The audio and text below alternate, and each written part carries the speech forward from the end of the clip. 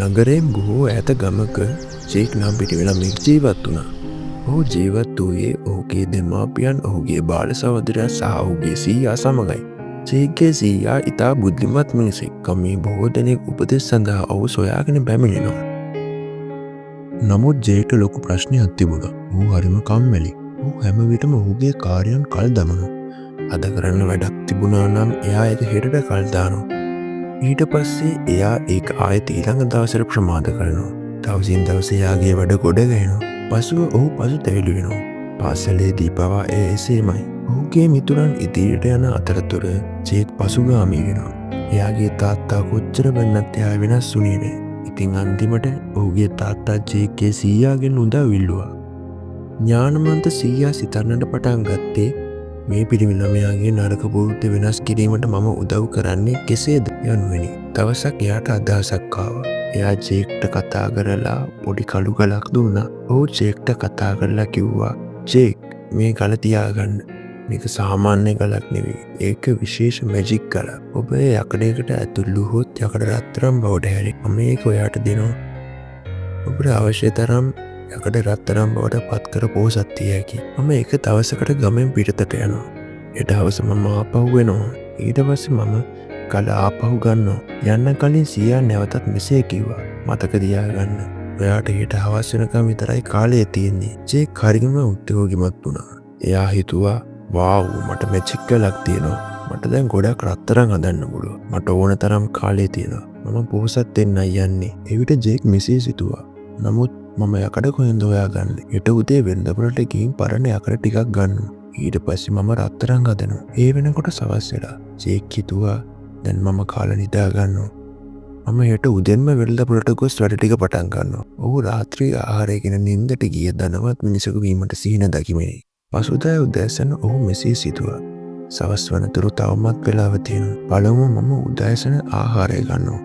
පසුව මම වෙළඳපොළට යනවා. උදෑසන ආහාරයෙන් පසු ඔහුට ටිකක් නිදිමත දැනෙන්නට ගත්තා.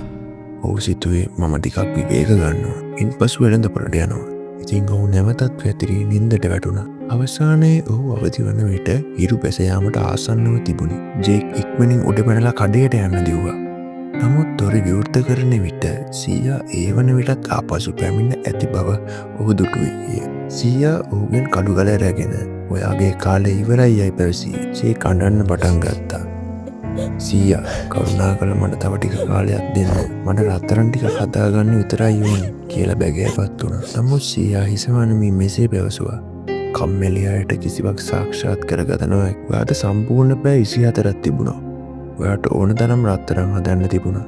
නමුත් ඒ වෙනුවට ඔයා කම්මැලි වෙලා කාලය නාස්ති කළා.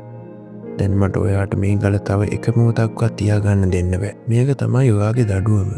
කාලය අගය නොකරන මිනිසුන් ජීවිතේ කිසිම දෙයක් අත් කරගන්නේ නැහැ. ජේක් හිස පාත් කරගෙන සිටියා. ඔහුට තේරුණා ඔහුගේ කම්මැලිකම නිසා ඔහුට ස්වර්ණමය අවස්ථාව මඟ හැරුණු බව. ඔහු දැන් ඔහුෙන් පාඩමක් ඉගෙනගෙන තිබුණා. ඔහු තම සීයාට පොරොන්දු වුණා, මම ආයේ කවදාවත් කම්මැලි වෙන්නේ නැහැ. මම මගේ කාලය ඥානවන්ත ලෙස පාවිච්චි කරනවා කියලා. මේ කතාවේ ජේක්ට වෙළඳපොළට යන්න පැය 24ට වඩා තිබුණා. නමුත් විනාඩි 30ක් පමණ ගතවන කාර්යය සඳහා මුළු දවසම පසුපසට ප්‍රමාද කරා. ඔහු නිතරම කියනවා, මම මේක පස්සේ කරන්නම්, මම මේක පස්සේ කරන්නම්. ඊට පස්සේ කාලය ගෙවිලා යනවා. ඒක ඇත්තටම ජීවිතය වගේම. අපි බොහෝ විට අපේ වැඩ ප්‍රමාද කරනවා. මම මුලින්ම නිදා ගන්නවා. මම හෙට ඒක කරනවා. නමුත් හෙට කවදාවත් එන්නේ නැහැ. ඉතින් ඔයාට යමක් කිරීමට අවශ්‍ය නම් දැන් මේ කරන්න. කාලයේ කිසිවෙකු වෙනතුරු බලා සිටින්නේ නැහැ. ඔබ කාලය අගය නොකරන්නේ නම් කාලය ඔබව අගයන්නේ නැහැ. එක්කෝ ඒ නිසා හැම වෙලාවෙම ඔබේ කාර්යයන්ට කාල සීමාවක් දෙන්න. එවිට ඔබ ඒවා ඉක්මනින් අවසන් කරන බව ඔබට පෙන්වනු ඇත. නැවතත් ඔබටම කියන්න, මම මේ විනාඩි 2කට පමණක් කරමි. කුඩා ආරම්භයක් ඔබට ඉදිරියට ගෙන බලන බව ඔබට පෙනෙනු ඇත. මේ කතාව තව ගොඩක් අයට දැනගන්න ඕනේ කියලා ඔයා හිතනවා නම් වීඩියෝ එකට ලයික් කරලා ෂෙයා කරන්න. අපිත් එක්ක ඉන්න. අපේ channel එක subscribe කරන්න අමතක කරන්න එපා. තවත් ආශිර්වාද ජනක කතාවක් එක්ක මම ආයෙ එන්නම්. එතකන් ඉවසිලිවන්ත සිටින්න.